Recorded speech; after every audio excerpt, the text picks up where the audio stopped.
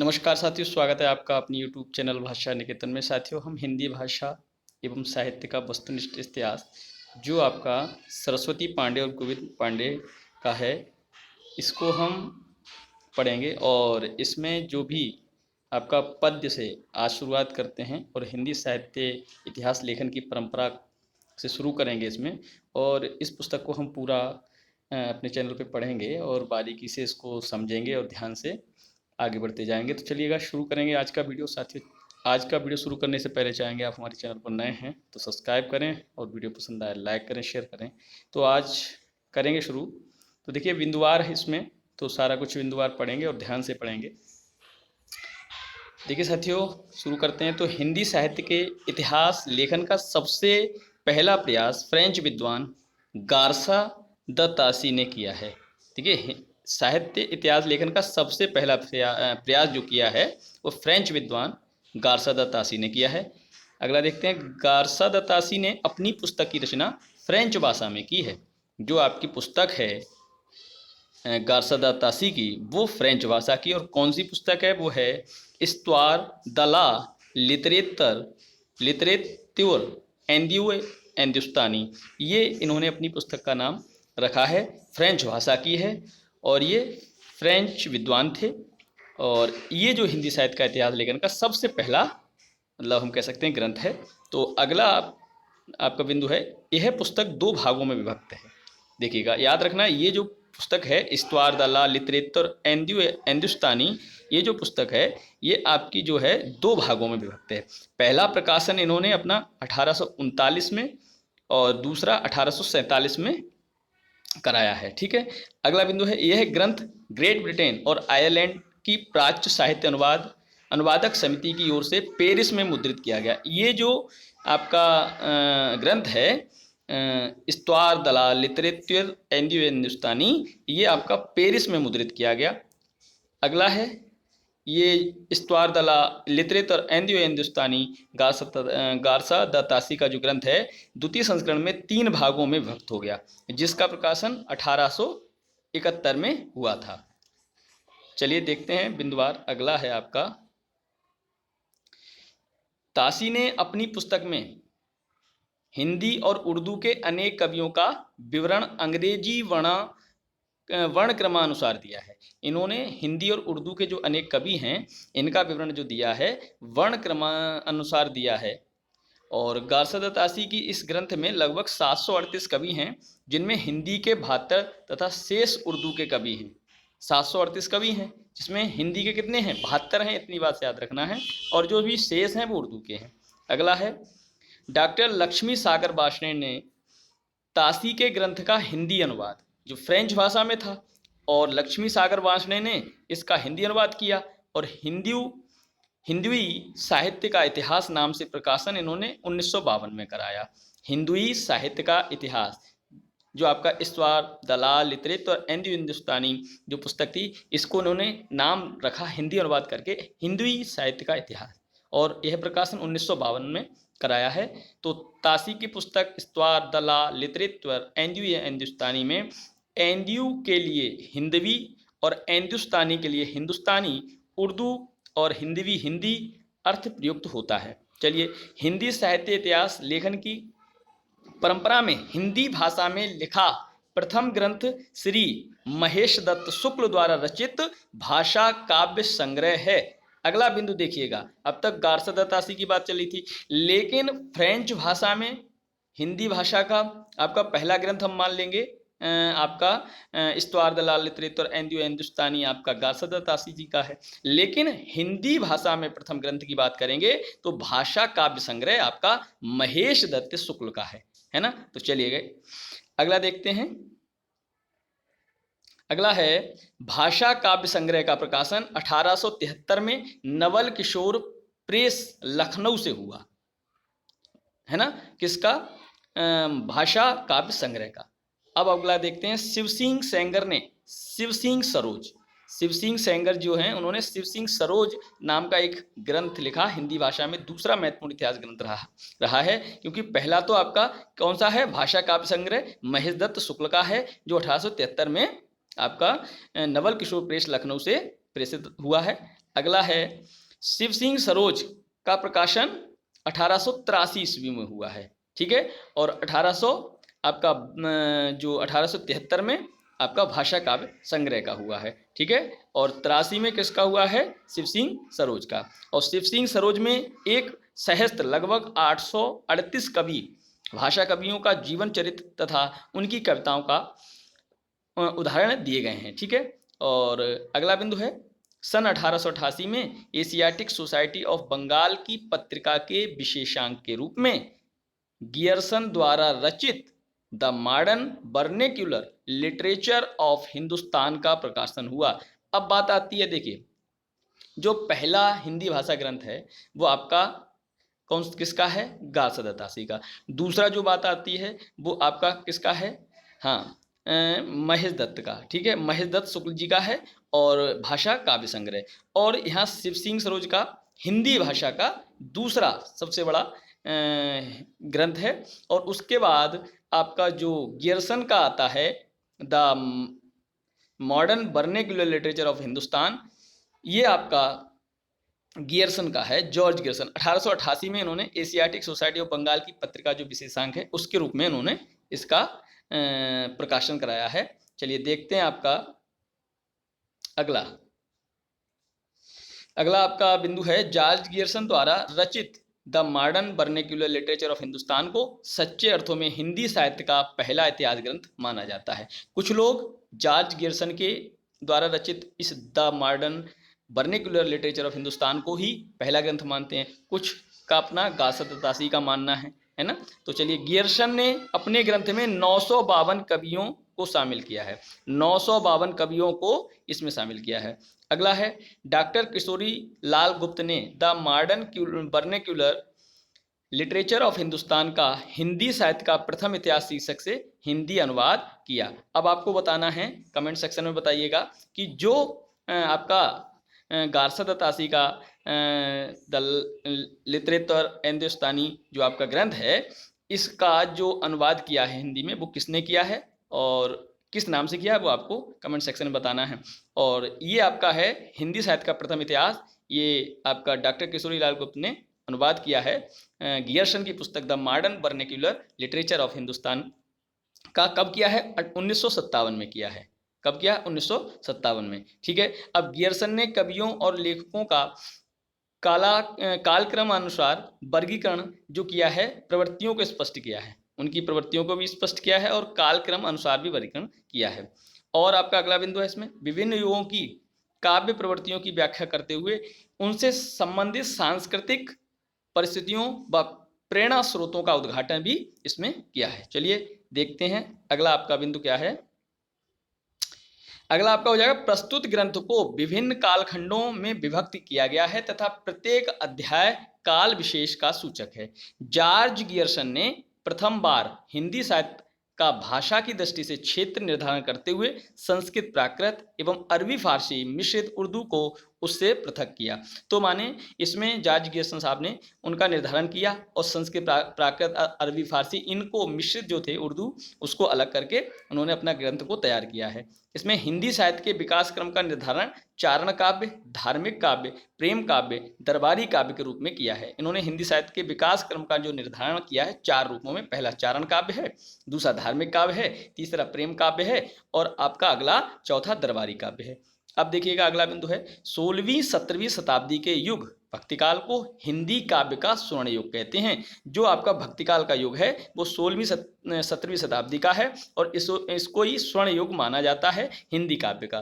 किसने माना है? गियर्सन की महत्वपूर्ण उपलब्धि है यही। अगला मिश्र बंधुओं ने मिश्र बंधु विनोद रचा है।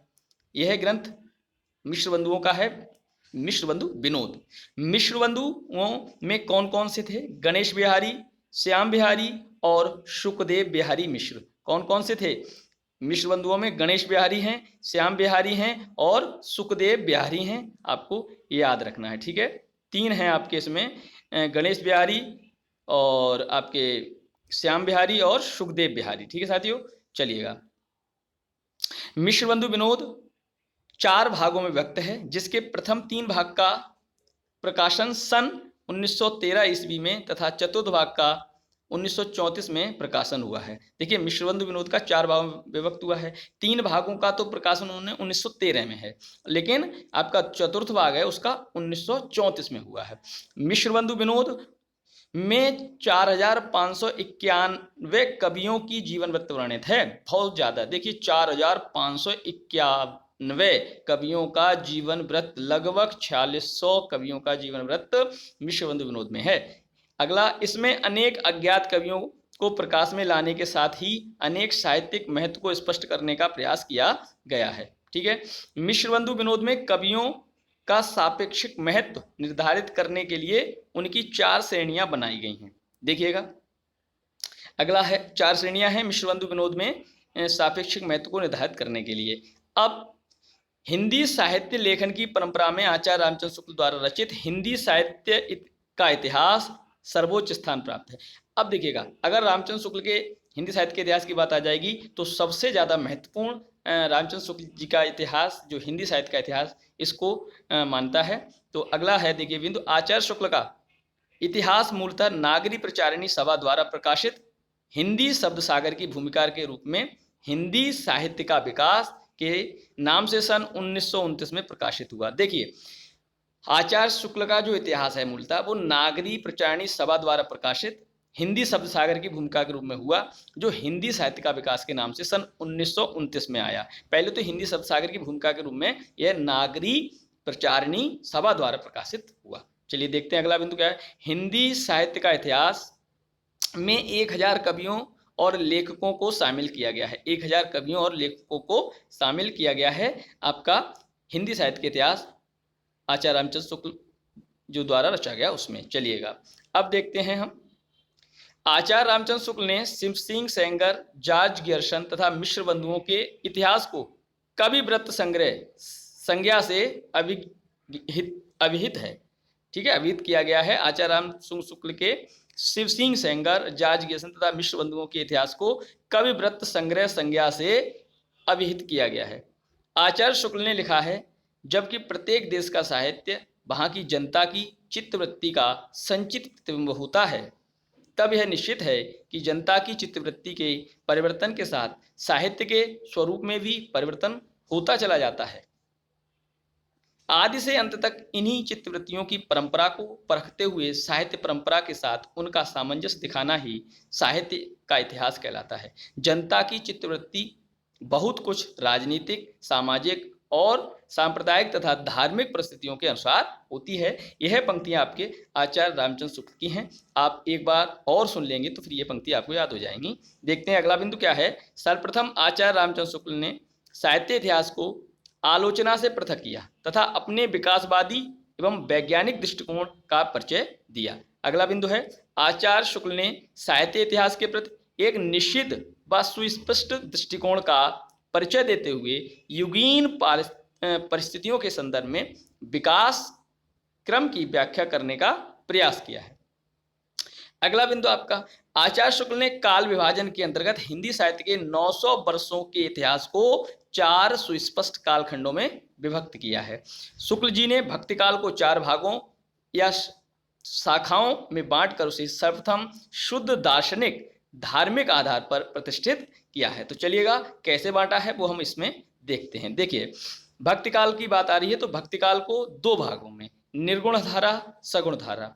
अब निर्गुण धारा में ज्ञानाश्रयी शाखा, प्रेमाश्रयी शाखा, और सगुण धारा में राम भक्ति शाखा और कृष्ण भक्ति शाखा। इस तरीके से इन्होंने उसको बांटा है। ठीक है साथियों, याद करिएगा इसको। अगला आपका बिंदु है, रामचंद्र शुक्ल ने अपने इतिहास में पहली बार कवियों और साहित्यकारों के जीवन चरित्र संबंधी इतिवृत्ति के स्थान पर उनकी रचनाओं के साहित्यिक मूल्यांकन को प्रमुखता दी है।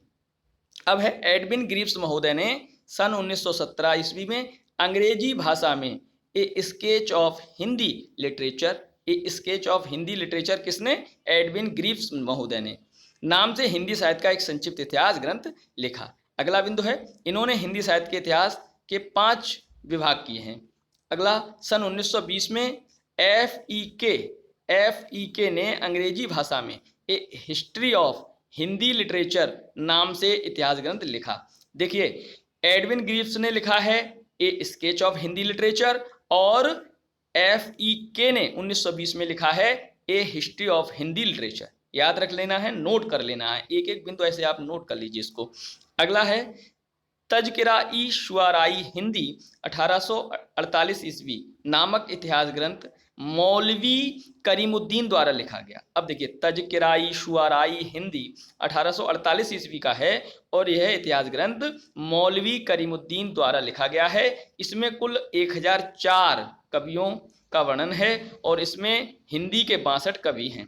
इस ग्रंथ में प्रथम बार कालक्रम का ध्यान रखा गया। कालक्रम का सबसे पहले इसी ग्रंथ में 1848 में जो लिखा गया है तज़किरा-ई शुआराई हिंदी, इसमें ध्यान रखा गया। हजारी प्रसाद द्विवेदी, देखिएगा हजारी प्रसाद द्विवेदी के बारे में बात कर रहे हैं, इसमें ने 3 इतिहास ग्रंथों की रचना की है। हजारी प्रसाद द्विवेदी ने 3 इतिहास ग्रंथों की रचना की है। क्रमशः देखिए कौन कौन से हैं।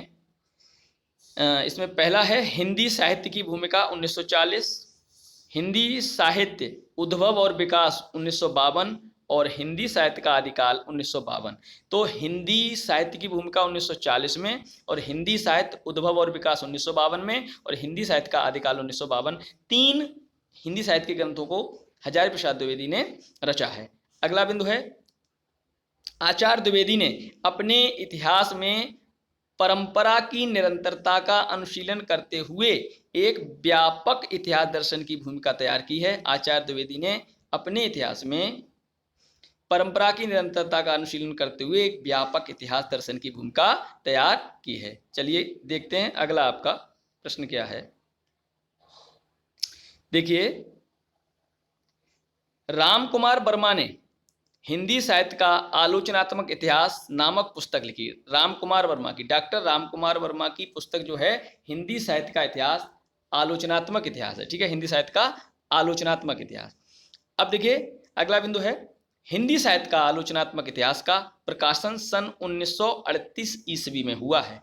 कब हुआ है हिंदी साहित्य के आलोचनात्मक इतिहास का प्रकाशन? 1938 में। नोट करते जाइए। अगला है डॉक्टर वर्मा ने अपने इतिहास ग्रंथ में 693 ईस्वी से 1693 ईस्वी तक की कालावधि अर्थात संधि काल से लेकर भक्ति काल तक की अवधि को ही लिया है। इन्होंने लगभग कहें 1000 वर्षों का आपका संधि काल से लेकर भक्ति काल तक की अवधि को लिया है डॉक्टर राम कुमार वर्मा ने अपने हिंदी साहित्य के आलोचनात्मक इतिहास में। ठीक है, अगला डॉक्टर वर्मा ने संपूर्ण ग्रंथ को 7 प्रकरण में विभक्त किया है। डॉक्टर वर्मा ने स्वयंभू को, जो कि अपभ्रंश के सबसे पहले कवि हैं, हिंदी का पहला कवि मानते हुए हिंदी साहित्य का आरंभ 693 ईस्वी से स्वीकार किया है। अगला देखिएगा, नागरी प्रचारणी सभा से हिंदी साहित्य का बृहद इतिहास का प्रकाशन 16 खंडों में हो चुका है। नागरी प्रचारणी सभा से हिंदी साहित्य का बृहद इतिहास का प्रकाशन 16 खंडों में हो चुका है। ठीक है, चलिए देखते हैं अगला बिंदु क्या है। अब देखिए इसमें क्या दिया है, अनेक विद्वानों ने अलग अलग खंडों का संपादन कार्य किया है जो आपका अग्रांकित है, इसको समझते हैं। देखिए प्रथम जो हुआ है, प्रत्येक भाग का नाम हिंदी साहित्य की पीठ का डॉक्टर राजवल्ली पांडे। ठीक है, अगला दूसरा है हिंदी भाषा का विकास डॉक्टर धीरेन्द्र वर्मा। तीसरा जो है भाग आदिकाल पंडित करुणापति त्रिपाठी व वासुदेव सिंह। अगला है आपका भक्तिकाल निर्गुण भक्ति परशुराम चतुर्वेदी और भक्तिकाल सगुण भक्ति देवेंद्र नाथ शर्मा विजयेंद्र। ठीक है, स्नातक। चलिए अब देखते हैं आपका छठा है रीतिकाल रीतिवद्ध डॉक्टर नगेंद्र और 7वां है रीतिकाल रीतिमुक्त डॉक्टर भगीरथ मिश्र।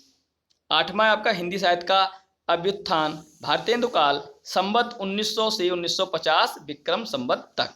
ये है आपका डॉक्टर विनय मोहन शर्मा, डॉक्टर विनय मोहन शर्मा। 9वां जो है आपका द्विवेदी काल है संवत 1950 से 75 विक्रमी संवत, आपका पंडित सुधाकर पांडे का है। और 10वां है उत्कर्ष काल काव्य संवत 1975 से 95 विक्रम तक डॉक्टर नगेंद्र का है। ठीक है, अगला 11वां है आपका उत्कर्ष काल नाटक संवत 1975 से 95 विक्रमी संवत तक का है सावित्री सिंह व दशरथ ओझा। और 12वां है कथा साहित्य संवत 1975 से 95 विक्रमी डॉक्टर निर्मला जैन। ठीक है, ये आपका 12वां। अब देखिए 13वां, 14वां, 15वां, 16वां। आपका 13वां है समालोचना, निबंध और पत्रकारिता, संवत 1975 से 95 विक्रमी। आपका ये हो जाएगा लक्ष्मी नारायण, ठीक है, लक्ष्मी नारायण सुधांशु। 14वां अद्यतन काल है 1995 से 217 विक्रमी। आपका ये हो जाएगा सहायक डॉक्टर हरवंश लाल शर्मा और डॉक्टर कैलाश चंद्र भाटिया। आपका 15वां हो जाएगा आंतर भारतीय हिंदी साहित्य, डॉक्टर नगेंद्र और पंडित राहुल सांकृत्यायन। 16वां हिंदी का लोक साहित्य, डॉक्टर कृष्णदेव उपाध्याय। अब चलिए अगला बिंदु आपका है डॉक्टर धीरेन्द्र वर्मा ने विभिन्न विद्वानों के सामूहिक सहयोग से हिंदी साहित्य नाम का इतिहास ग्रंथ का संपादन किया और इस ग्रंथ में संपूर्ण हिंदी साहित्य की 3 कालों, आदिकाल, मध्यकाल एवं आधुनिक काल में विभक्त करते हुए प्रत्येक काल की काव्य परंपराओं का विवरण अविच्छिन्न रूप से प्रस्तुत किया है। ठीक है, अब इसमें जो दिया है हिंदी साहित्य इतिहास संबंधी प्रमुख ग्रंथ एवं उनके रचनाकार, चलिए इनको भी हम पढ़ लेते हैं। ठीक है, अब देखते हैं हिंदी साहित्य के इसमें जो ग्रंथ हैं और रचनाकार। देखिए, हिंदी काव्य धारा 1944 ईस्वी का है, पंडित राहुल सांकृत्यायन का। हिंदी साहित्य का इतिहास 1973 का है, जो वो है डॉक्टर नगेंद्र का। हिंदी साहित्य का वैज्ञानिक इतिहास जो है डॉक्टर गणपति चंद्र गुप्त का। 2 भाग में है, प्रथम द्वितीय खंड 1965। और हिंदी साहित्य का अतीत 2 भाग में है, आचार्य विश्वनाथ प्रसाद मिश्र। और हिंदी साहित्य और संवेदना का विकास डॉक्टर रामस्वरूप चतुर्वेदी 1986 का है। और साहित्य का इतिहास दर्शन डॉक्टर नलिन बिलोचन शर्मा का है। और हिंदी भाषा का विकास 1924 डॉक्टर श्याम सुंदर दास का है। ठीक है साथियों, अगला है आपका हिंदी भाषा और साहित्य 1930 ईस्वी डॉक्टर श्याम सुंदर दास। और हिंदी कोविद रत्नमाला डॉक्टर श्याम सुंदर दास 2 भागों में है, प्रथम 1909 में और द्वितीय 1914 में प्रकाशित हुआ। अगला आपका राजस्थानी भाषा और साहित्य डॉक्टर मोतीलाल मनेरिया का है।